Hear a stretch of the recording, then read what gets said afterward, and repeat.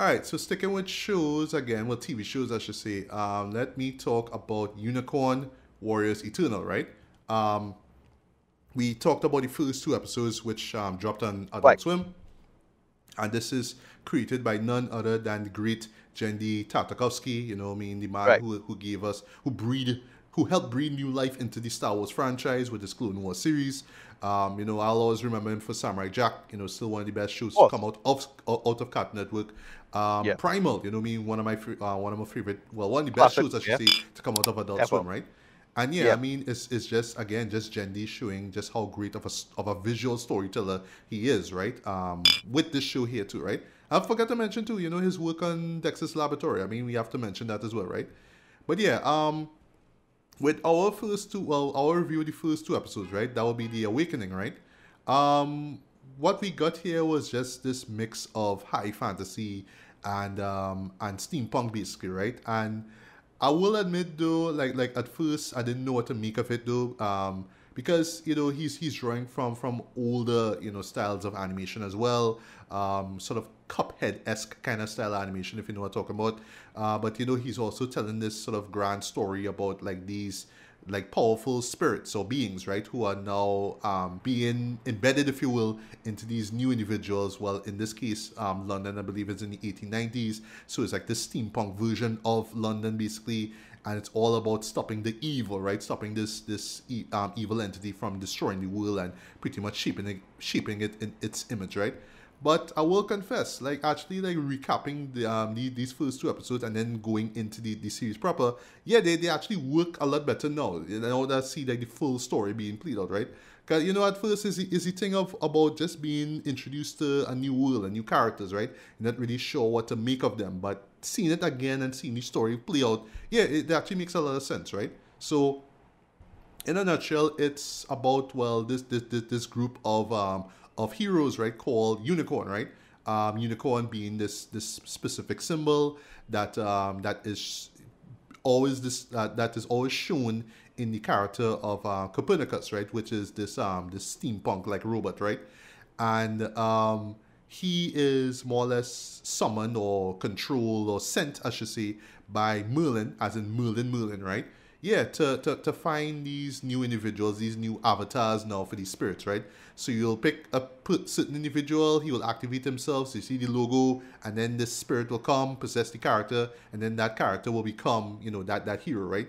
And the heroes in this case are Melinda, who is like basically this sort of like god super saiyan kind of character. But yeah, she is this sorceress, right? She has black magic and she just could channel it as these bursts, right? Like these really large bursts of energy, right? We have Seng, who is this cosmic monk.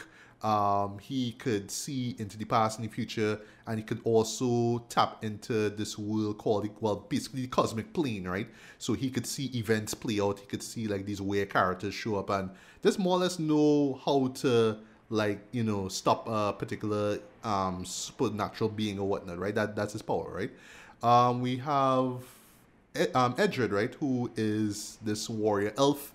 Actually, you know, one of my favorite characters did because yeah, he is this badass warrior elf. He actually has this sword, this magic sword. And what he does, he sort of gives it this sort of command, and then it does what it does he wanted to do. So if he wants to fly, you know what I mean, he could just say this command and then it flies, and you know he could basically have the sword do what he wanted to do and whatnot. So that's really cool as well. So we've seen actually in the first episode, you see quite well how these spirits show up in different time periods, right? In world history, right?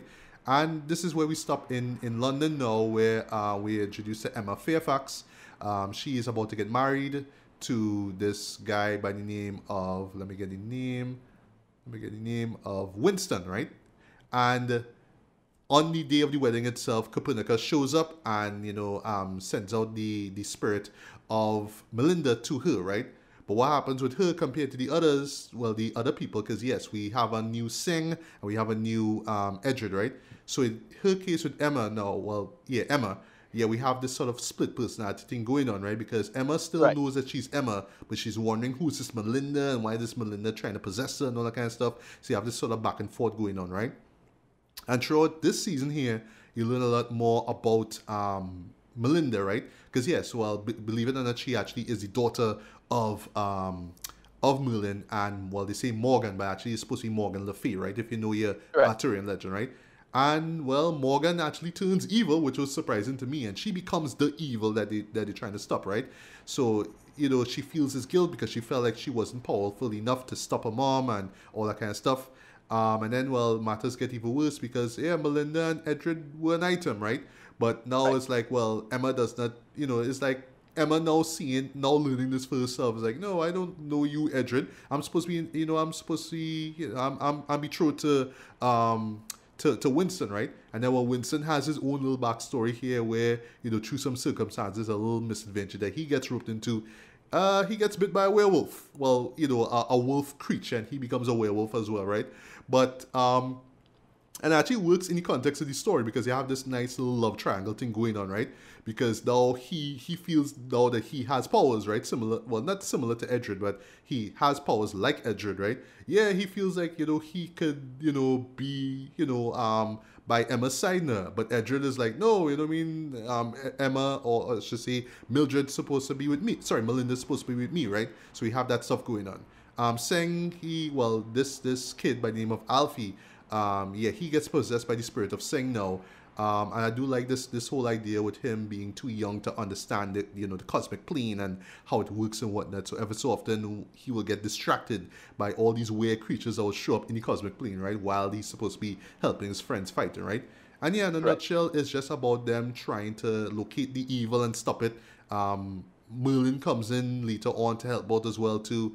And yeah, we just get like this mix of steampunk and high fantasy, but it's really more high fantasy than steampunk than stuff, right? But yeah, what I could say about this show is that yeah, it's if you're a Gen D fan, sorry, yeah, you'll absolutely enjoy this, right? It taps into like what he does very well is that he will introduce you into a world that seems so weird and strange, but there's like a lot of things that feel very familiar, right? So even if you're not into fantasy, you know about the warrior who left his family and left his bride behind to save the world and all that kind of stuff. You could relate to like the character of Melinda and her having all these powers, but not being known, not always being conflicted in terms of how she should use it and stuff like that, right? So it's all these like familiar themes that you've seen before, even right down to just the basic conceit of it. Just these superpowered individuals have to save the world from evil, right? You've seen this thing one too many times, right? Um, but that's not to say that this show, is derivative or anything like that. It feels like its own thing, but it feels also like if you've known Jenny's work for so long, then yeah, you could like jump into this fairly easy, right? And it has his familiar beats, in terms of just these, like his visual palette, maybe with the colors that he uses, the characters and just how simple their designs are. Look, even right down to the character Melinda, you could look at it as just like this female manifestation of Aku, right? If you remember the villain from Samurai Jack, right? It has that sort of simple kind of look to it, right? Um, and yet it works in terms of the story, right? What I will say, actually, surprising enough, is that despite that it is adult, like you could tell it's supposed to be TV PG. It's surprisingly like light-hearted though. Like even with all the stuff about this evil and the end of the world, all that kind of stuff, right? It's very light-hearted. It's a lot of fun. You will like the characters. The characters are given, well, not all of them. Like I was honestly expecting stuff with Seng, but they really more focus on Melinda and Edred, right? I was actually Right. loving Edred's backstory, right? Even though, admittedly, if you're a Lord of the Rings fan, yeah, you've seen this stuff before, right? It's Right. it's it's drawing a lot from Lord of the Rings, right? But yeah, I was really digging that stuff as well too, right? But yeah, I can imagine kids watching this and really enjoying it, right? There is some risky humor here or there. I'm not gonna say where it comes in. But it's done well, right? It's just more like the smirk and then this sort of chuckle at, not to be laughing your head off, right? But it Right. works, right? For what it is, right? Um, And I just one thing I really dug about the show though was just how well paced it was, just how the stories flowed, and just how things flowed, right? Because I'm just talking about just binging all 10 episodes, right? Yeah, it just has a solid flow to it though, where each episode stops. You just want to see what happens next, even right down to the Right. finale. You just want to see what happens next, right? I'm excited as hell, surprisingly, right, to see what happens in the next season here, right? The voice acting is solid, right? I do like the fact that we got, well, people that we don't really know, like this is meaning like European actors, right? So you see like Okay, okay. Right, so British, relative unknown. yeah, Okay. right. So British, Irish, for example, the actress who plays Emma, she's Irish as well. But yeah, I do like that it makes it, you know, it makes the show kind of unique and special in a sense, right? So don't go in expecting to hear oh gosh, Phil Lamar, right? Just Right. because it's a Gen D film, Gen D product, right? Don't expect to hear him, right? Although there was a point where I thought it was his voice, because you actually, well, slight spoiler, you actually see an older version of Sing, or I should say, an older version of Alfie, right? And yeah, when I heard it, I was like, wait, that's Phil? I was like, nah, it's a British accent, and not saying that Phil can't do British accents, but what the show does well, the casting does well. Why I have to praise the casting is, yeah, it's British actors, so you're not gonna get no Americans trying to sound British. It adds to the authenticity of it, right? Um, the music, right, which is done again by Tyler Bates and Joanne Higginbottom, right? I say again because those two worked on Primal, right?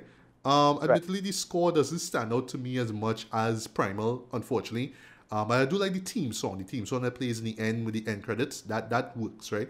But I just find like the other bits of music that you hear throughout just don't quite land for me, right? But I mean, it adds to the fantasy vibe of it, to the adventure style of the show itself. But it didn't stand out to me as much um, as how well the scores for Samurai Jack and Primal did, right? But that's not to say that their work wasn't bad, right? It just didn't land for me, right? But I do like the old school aesthetic to it. As Yeah. you see a bit of Osamu Tezuka, you see a little bit of Fletcher in it as well. Fleischer. Fleischer, Fleischer. sorry, yeah. Even right down to, well, going back to the lightheartedness as well too. Yeah, there's some, oh gosh, I'm forgetting the term of it. Keystone, I think it's Keystone Cops. I think that's what it's called. Yeah, that's yeah, goofy cops and embarrassing police officers. Yeah, Right, back in yeah, the day. they have some of that, right? 'Cause, yeah, you see Scotland Yard and it just as goofy and silly, the way how they Right. move and how they trip and they fall and all that kind of stuff. They even do the thing, I'm not sure where it's from, but you kind of know it because you see it in pop up in videos, with the skeletons, and they doing the little, like they take off the head and that kind of stuff that they moving Oh, the about. the, the the the dance of death. The dance of death. Yes. I want to say is I, that. I I Yeah. think it's that. Yeah, they Yeah. do a little nod to that. I was like, all right, yeah, I Right. like Right. that. Right. That, Right. that. Right. That's cool. That's cool. That's cool. That's cool. They even do a little reference to heavy metal, right? Where, well, the movie Heavy Right. Metal, right? Okay. Where it's basically this ghost ship and you're seeing zombies there. And that's the way how the zombies move. Very reminiscent of the little zombie episode. I think it's what it was. B-52, I think is the segment of the heavy metal movie. That's what I was picking up Right. on, right? Yeah, so I saw those little nods as well too, right? But overall, though, this is just Jenny just giving us this really unique and strange and fascinating world, right? Yes, it draws from fantasy elements that we've seen before, but you could tell like it's him just creating his own world. You could tell like he loves this stuff and he just wanted to make a show about that, and I can't be mad about that. And it entertained me for its 10 episode run, and yeah, just can't wait to see what we get with the second season here, man. So yeah, rating wise for me, I'm gonna give this a lighter decent 4 to 5, man. I actually enjoyed this way more than I expected, because the first two episodes, like, I don't know, because I think for me it's because I just came off the high of Primal, and Primal just did something so Right. guttural and grimy, and I didn't think that, like, I know, I mean, Jenny where he is right now, he could do whatever he wants, right? But I didn't think that he would have done something like this, something so strange but still kind of light-hearted and unique at the same time. Because I think that he was just going to go, like just keep on doing these adult themed shows, right? But for him to just say, yeah, I want to do something that, like my, adult fans could enjoy, but, newcomers could take in and enjoy too. Yeah, I think that's really the purpose of this show here, right? Just to kind of have something that, both crowds could appreciate and enjoy, man. So yeah, again, if you're a fan of his work, of Jenny's work, yeah, you'll absolutely enjoy this. If you're a fantasy fan, you'll enjoy this as well too. If you're kind of a steampunk fan, like, it's like when Right. steampunk shows up in things, yeah, you'll enjoy what they do here too, right? But just as this pastiche of, you know, fantasy and adventure, you know, tropes and whatnot, yeah, this worked for me, man. So if you haven't checked Nice it one. out, yeah, strongly recommend checking it out, man. It's worth it. It's worth it.